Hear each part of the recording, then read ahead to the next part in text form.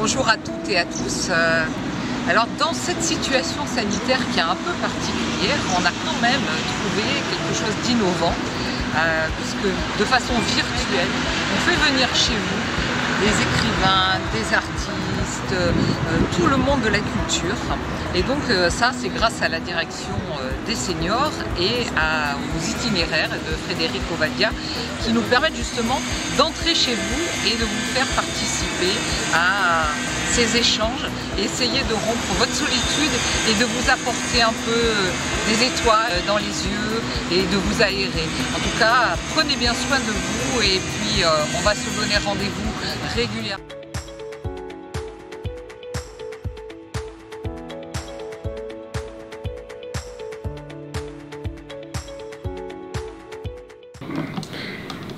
Pour la première fois depuis longtemps, un président de la République a pris le risque de prendre la parole sur Napoléon.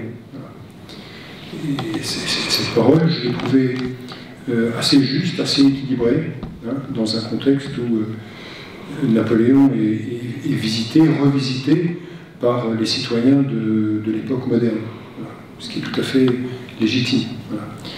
Donc je suis loin de m'offusquer de ce qu'on appelle des polémiques sur Napoléon. Ce sont tout simplement des questions qui sont posées à l'histoire, et c'est tout à fait légitime. D'ailleurs, quand on regarde le mouvement de l'histoire et la façon dont d'ailleurs la science historique évolue, c'est-à-dire l'historiographie évolue, on s'aperçoit qu'elle évolue sous la pression justement des préoccupations de l'opinion publique. Voilà.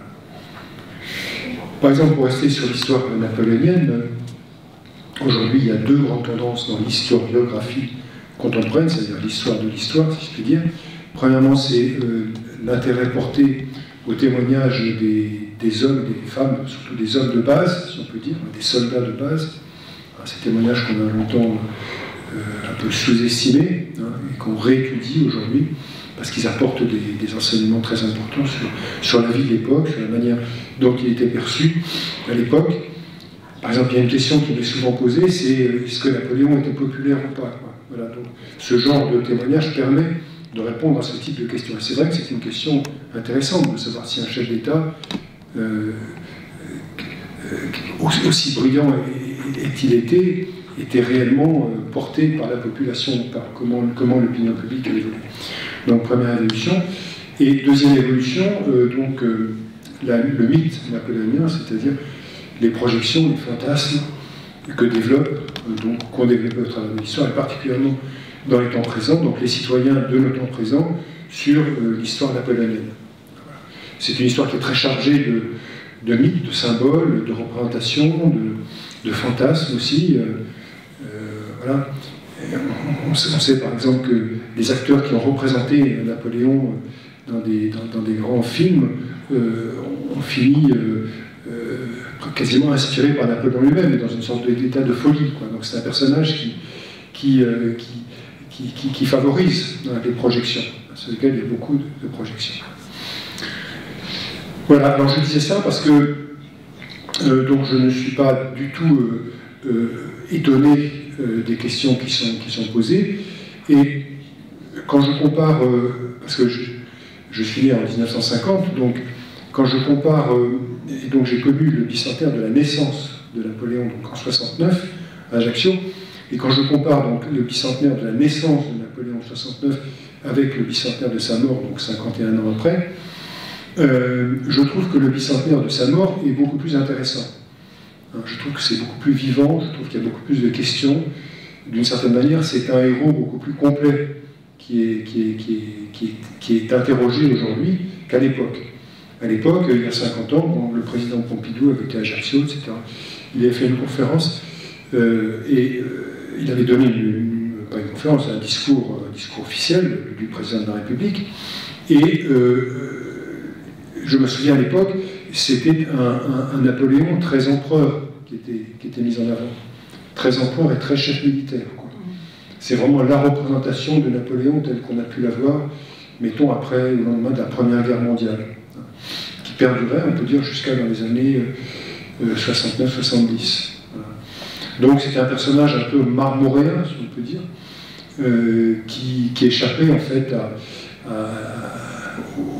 au sens commun, à la vie quotidienne des citoyens. Voilà.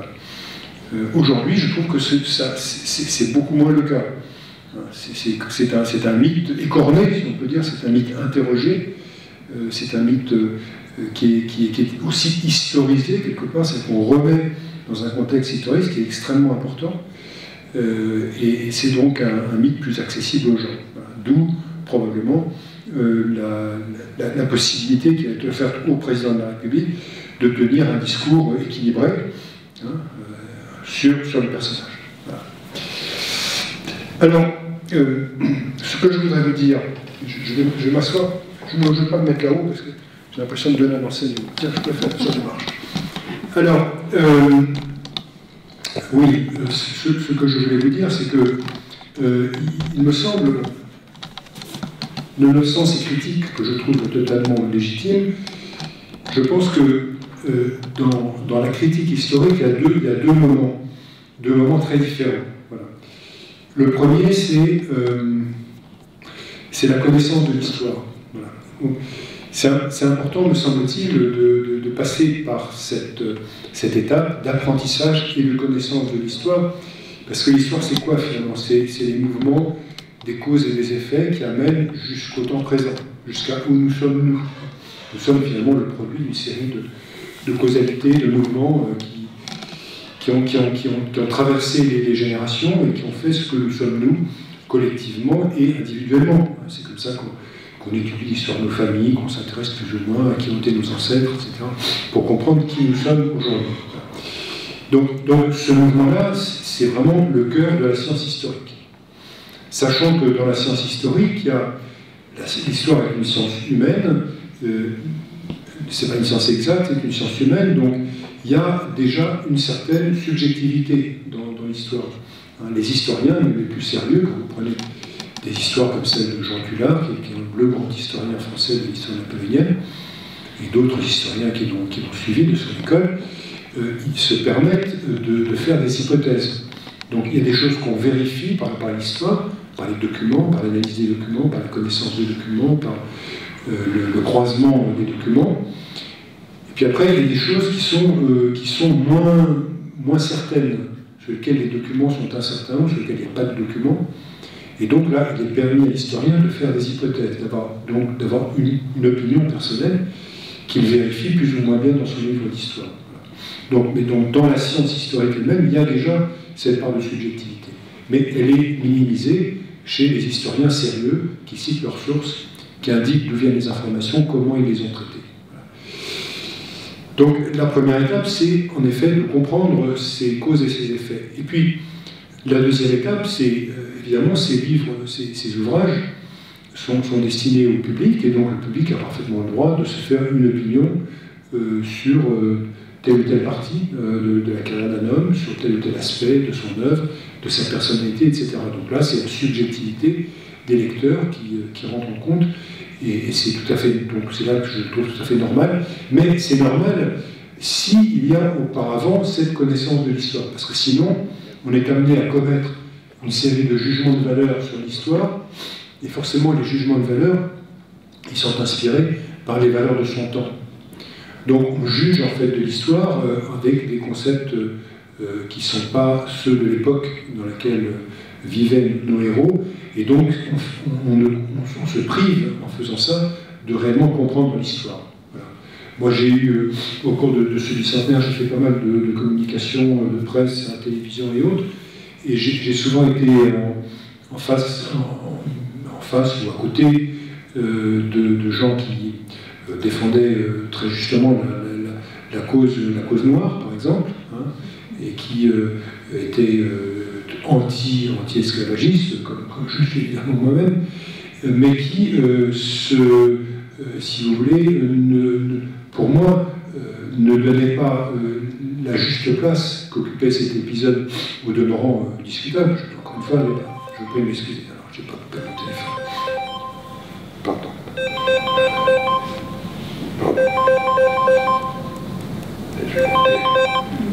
Je prie de m'excuser. Je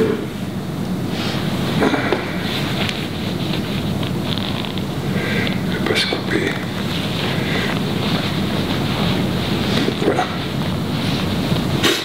Oui, donc ils ne donnaient pas leur juste place à cette page de demeurant condamnable. Voilà. Donc je leur ai expliqué, on s'en est expliqué très tranquillement. Il est certain qu'il y a sur l'histoire napoléonienne un certain nombre de choses à dire. Il y a bien sûr la question de l'esclavage, la question du statut des femmes, par exemple, au travers du Code civil, auquel l'histoire d'hier a en partie répondu, puisque la moitié du Code civil a été totalement refondu depuis, et en particulier tout ce qui a trait à l'égalité entre les hommes et les femmes, à fort juste titre. Et puis il y a bien sûr la question de ce qu'on appelle aujourd'hui la liberté de la presse, mais qui évidemment ne se posait pas du tout dans les mêmes termes à l'époque qu'aujourd'hui. Mais une fois qu'on a dit ça, on n'a pas pris la juste mesure, au fond, de ce que ce personnage a apporté à la France et à l'Europe. Alors, on ne va pas rentrer dans les détails, mais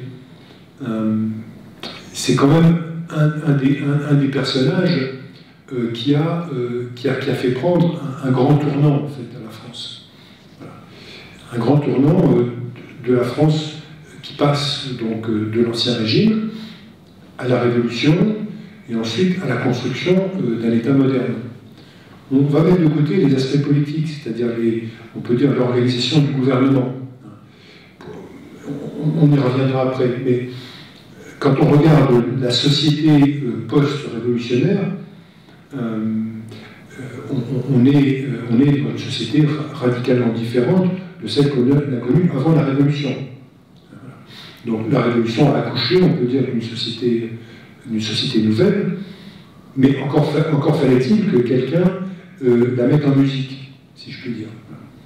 Donc les assemblées révolutionnaires, la Convention, l'Assemblée constituante, ont voté beaucoup de lois, mais il y avait un grand mais, il n'y avait pas d'administration pour les mettre en œuvre. Or, vous savez bien que les lois ne valent que par l'usage qui en est fait. Et même aujourd'hui, on vote des tas de lois qui ne reçoivent pas de décret d'application, donc c'est comme si on n'avait pas voté de loi. Et donc, Napoléon, en fait, et le consulat, ils ont fait ça. Ils ont mis en œuvre des résolutions qui avaient été votées sous les assemblées révolutionnaires. Les mettre en œuvre et les mettre en cohérence. Et donc, c'est ça qui fait ce qu'on appelle, c'est ça qui constitue ce qu'on appelle les masses de granit, c'est-à-dire ces grandes institutions qui fondent la société de l'après-révolution, et qui fondent la société issue de la Déclaration universelle des droits de l'homme, et issue donc de modifications de rapports sociaux, de rapports de production également, qui créent une société qui sont libérale, pour dire les choses rapidement. Alors, les marxistes disent que c'est une société marchande, bourgeoise, on peut la qualifier comme on veut, mais c'est en gros la société de la liberté individuelle et de l'égalité. Voilà. Donc ça, c'est une innovation extraordinaire. Et quand on voit les difficultés qu'ont les gouvernements présents à faire passer dans les faits, à faire rentrer dans les faits des choses aussi importantes pour l'avenir de l'humanité que la protection des espèces ou le réchauffement climatique, la fin du réchauffement climatique ou de l'émission des gaz, etc., on voit la difficulté à faire changer concrètement la vie des gens. Voilà, donc un personnage qui a su faire prendre le tournant, le passage d'une société ancienne à une société nouvelle, c'est quand même tout à fait remarquable. Alors, il y a des institutions qui sont très connues. Lui-même, Napoléon disait j'ai gagné 40 campagnes, une seule a suffi à les effacer toutes, c'est Waterloo, mais ce qui restera éternellement dans la mémoire des hommes, c'est mon Code civil. Donc c'est une vision, ça, d'une extraordinaire modernité. Ça veut dire, et il disait d'ailleurs à un autre moment, quelque chose qui le complète très bien, il disait il y a ici-bas deux forces en présence, le sabre et l'esprit. Et il ajoutait, mais à long terme, le sabre sera vaincu par l'esprit. Voilà, donc, cette vision, si vous voulez, d'un homme, d'un grand conquérant, est vrai, c'était un grand général, mais c'était aussi un homme qui avait une conception de la France, de ce que devait devenir la France. Mais Ce qu'il faut voir, c'est que l'organisation des pouvoirs politiques, c'est pas la même chose que la transformation profonde d'une société. Voilà. Et on peut dire qu'à aucun moment, depuis 2 siècles, donc de ces séquences successives, les masses de granit, comme je les ai appelées tout à l'heure, c'est-à-dire ces grandes institutions mises en place par Bonaparte, n'ont été significativement transformées. Voilà. C'est-à-dire que le Code civil a continué à produire ses effets dans la société sur 2 sujets absolument fondamentaux. D'abord la famille, bon, avec modulo près, bien sûr, la question du statut des femmes, qui est très importante, mais malgré tout, il n'y avait pas que la question du statut des femmes dans la partie famille du Code civil, et l'organisation de la propriété privée. Puisque, comme vous savez, sous l'Ancien Régime, il n'y avait pas vraiment de propriété privée, enfin, elle était extrêmement limitée, et là, donc, avec le partage des biens du clergé, donc, et le partage des biens de la noblesse en partie, donc, il y a un cadastre qui se met en place pour fixer les propriétés qui appartiennent à chacun. On est évidemment dans une société rurale, inutile de le dire, 80% des Français vivent à la campagne, et donc c'est ça le cœur du sujet. Et donc pendant 2 siècles, ça a continué à se développer, si vous voulez. Bon, il y a le cadastre napoléonien qui commence en 1802, et puis il y a des cadastres qui s'améliorent jusqu'au cadastre actuel qui sont informatisés. Mais c'est vrai aussi d'un dispositif aussi important que le concordat, par exemple, qui est une façon de créer les conditions d'une paix religieuse sur le plan politique et d'une liberté de conscience sur le plan, disons, spirituel, et qui continuera à faire sentir ses effets, à se développer, donc jusqu'au temps présent, jusqu'à la loi de 1905, mais aussi jusqu'à aujourd'hui, jusqu'à nos jours. On en reparle de cette loi de 1905, confrontée à des enjeux qui, évidemment, n'existaient pas à l'époque. Mais donc, on voit comment ces institutions poursuivent leurs effets pendant des siècles et des siècles. Voilà. Et c'est en ça que, pour moi, c'est en ça que se trouve le génie de l'homme et de ceux qui l'ont entouré. Voilà.